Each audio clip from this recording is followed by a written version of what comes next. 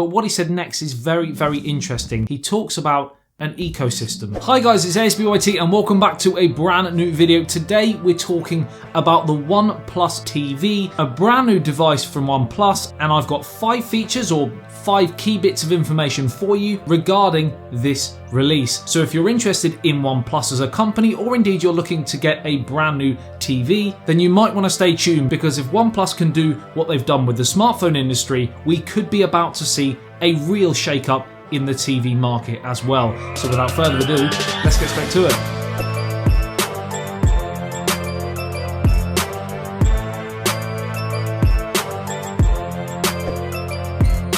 Right, so the first key feature of the OnePlus TV is the fact that it is going to be running Android TV OS. So if you have a fairly old Android box or an Amazon Fire TV stick or box and you want to upgrade that, but you also want a brand new TV as well, then this is going to be an all-in-one. And for those of you who don't know about Android TV OS, it's basically a software made by Google for the TV market. It runs a version of the Google Play Store and you can download apps, etc. for your media streaming. There are, of course, other TV manufacturers that use Android TV OS, but there are also quite a few big popular brands who make TVs that use their own OS, like Samsung and LG, for example. So it is refreshing to see Android TV OS being used on the new OnePlus TV. Pete Lau, the OnePlus CEO, did actually confirm this, stating, "We concluded that the Android TV platform was the only platform that would enable us to provide a fast and smooth experience." Of course, the famous words from OnePlus about their smartphones. But what he said next is very, very interesting. Is our first step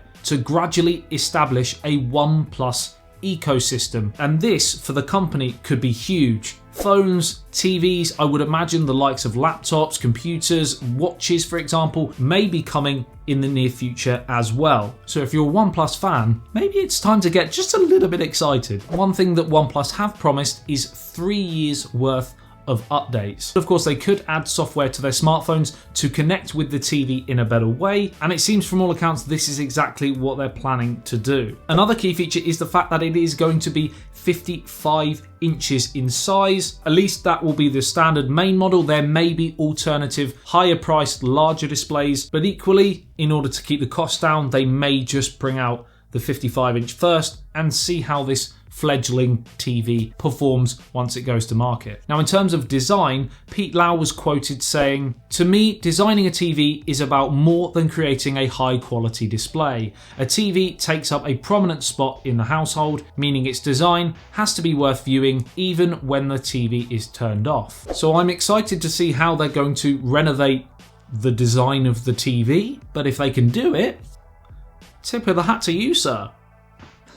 What is that? Now, another key feature is that it is going to be QLED technology, something that has been used a lot by Samsung in the last couple of years, and you can get some absolutely great displays using this technology. And a big advantage of this technology is the fact that it is cheaper to manufacture, therefore those savings will probably be passed on to the consumer, which is you guys. On the negative side, for some people, an OLED display is just the be all and end all, because OLED TVs don't need a backlight, which means for black parts of the image they can shut off the pixels, giving more accurate, vivid images. So there'll be a few people that are disappointed it isn't an OLED display, but equally there'll be lots of people out there, mainly the average consumer, which won't really know the difference and probably, unless they are bang side by side, wouldn't be able to tell. Let me know in the comment section below if you are an avid OLED display person, or whether, if the product and price is right, you're happy to go with an LED. 2 more bits of information for you. One of them,